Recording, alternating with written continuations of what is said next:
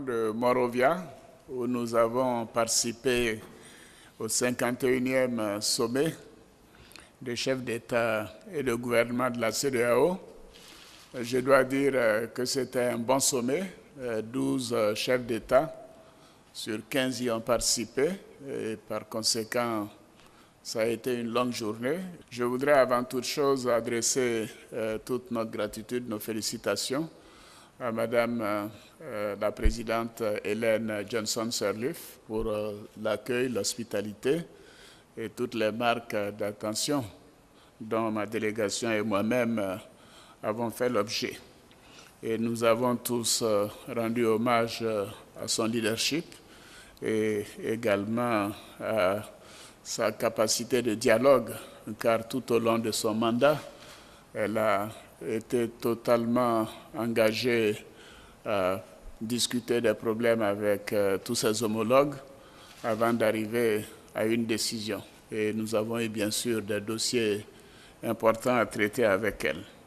Ce sommet a vu également la participation du Premier ministre d'Israël, Benjamin Netanyahu, qui était un invité spécial et qui a profité de cette occasion pour parler des relations entre Israël et l'Afrique et tout ce que Israël essayait de faire dans le domaine de la lutte contre le terrorisme et également toute la capacité d'Israël à aider les pays africains dans les domaines de la haute technologie, mais également de l'économie et notamment de l'agriculture et d'autres domaines. Sa prestation a été très bien accueillie. Et nous avions plusieurs points importants à l'ordre du jour de ce sommet. D'abord, la demande d'adhésion du Maroc à la CEDEAO. Et moi, je me félicite de cette demande car le Maroc est un partenaire important de la Côte d'Ivoire et de plusieurs pays de la sous-région. Et cette demande d'adhésion a été accueillie favorablement. Et nous avons demandé donc au président de la Commission de mettre en œuvre toutes les procédures qui permettraient de faire de cette demande une réalité dans les mois à venir.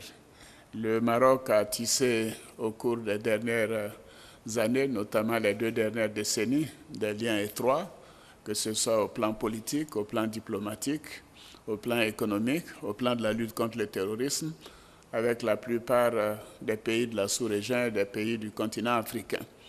Et le fait également que le Maroc est maintenant membre de l'Union africaine ne fait qu'ouvrir la voie à une telle possibilité.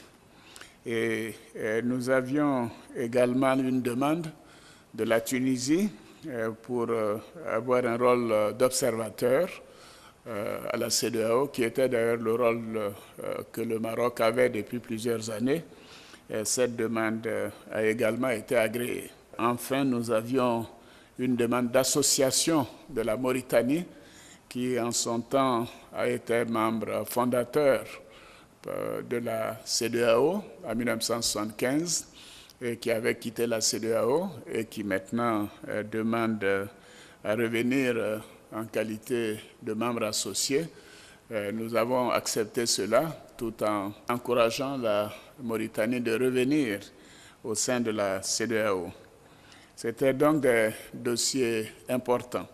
Et moi, je me réjouis tout particulièrement de ces décisions qui montrent d'abord que la CEDEAO est une structure régionale qui fonctionne bien et qui peut attirer d'autres pays.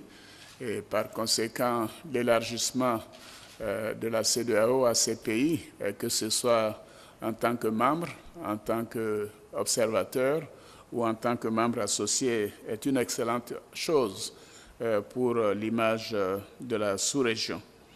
Et nous avons également, à l'occasion de ce sommet, puisque c'était la fin du mandat de Mme Johnson Sirleaf, élue à l'unanimité le président Faure Gnassingbé du Togo comme nouveau président en exercice de la CEDEAO. À l'occasion du sommet, nous avons également procédé à la signature du traité de l'autoroute Dakar-Abidjan.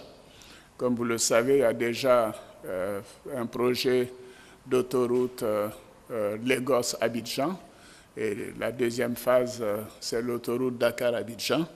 Et ce traité a été signé. Et nous avons également procédé à la pose de la première pierre du projet régional d'énergie électrique au niveau des 4 pays du fleuve Mano. Et ces pays sont donc la Côte d'Ivoire, le Libéria, la Sierra Leone et la Guinée. Ceci est une évolution importante au sein de la CEDEAO, puisque nous voulons mettre l'accent sur les infrastructures et sur l'énergie. En marge du sommet, j'ai participé à la conférence des chefs d'État et de gouvernement de l'autorité du bassin de la Volta, qui regroupe les pays autour de la Volta. C'est à peu près 400 000 km² de superficie, dans la Côte d'Ivoire, le Burkina, le Togo, le Ghana, le Mali.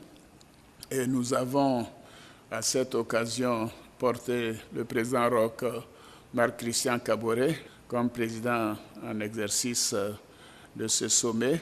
Et nous avons procédé également à la désignation du directeur exécutif et du directeur exécutif adjoint.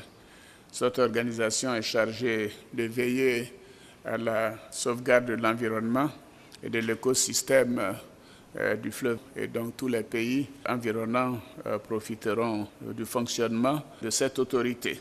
Alors je voudrais terminer en réitérant mes remerciements à Mme Ellen Johnson Sirleaf, présidente de la République du Libéria. Comme vous le savez, Mme Ellen Johnson Sirleaf est à son second mandat.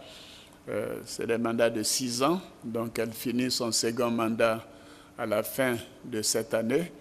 Les élections auront lieu en octobre prochain. Et d'ailleurs, à l'occasion du sommet, il y a eu un code de bonne conduite qui a été signé par les 22 partis politiques qui présenteront des candidats à l'occasion de cette élection. Et ils ont pris l'engagement de faire en sorte que ces élections soient paisibles, pacifiques, et que les contestations se feront par la voie légale. Et tous ont accepté d'éviter toute forme de violence. C'était important que ces engagements soient pris au niveau des chefs d'État de la CEDEAO, compte tenu du rôle important de pacification que la CEDEAO a joué au niveau du Libéria.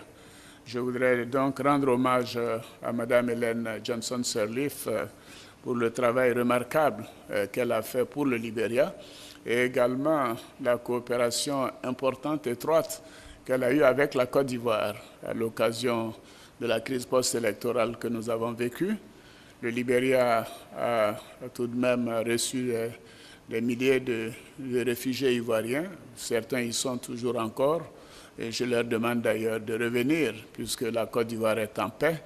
Madame Ellen Johnson Sirleaf, comme vous le savez, est également prix Nobel de la paix pour le rôle qu'elle a joué.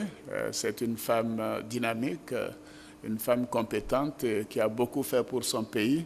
Et nous lui avons tous rendu hommage et nous avons dit toute notre fierté pour l'importante contribution qu'elle a pu faire, non seulement pour le Libéria, mais également pour la sous-région et le continent africain.